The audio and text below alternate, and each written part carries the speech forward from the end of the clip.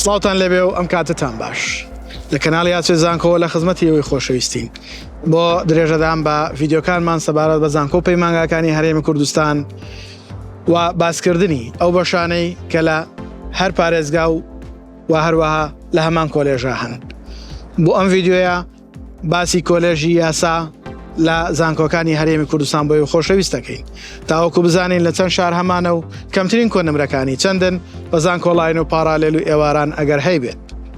ئێوەی خۆشەویستی دەتوانن ئەم داتا و زانیاریانە کە بۆ ساڵی خوێندنی 2022-2023 هاتۆتەوە وەکو بناغە و وەکو بەرچاوڕوونیەک بەکاری بێنن بۆ ئەوەی لە کاتی پڕکردن فۆرمی زانکۆڵاین بۆ خوێندنی ئەم ساڵ واتە ساڵی خوێندنی 2023-2024 بەکاری بێنن. خۆشەویستان بۆ وەرگرتنی داتا و زانیاریەکان لەم ڤیدیۆیەدا تا کۆتایی بینەر بن.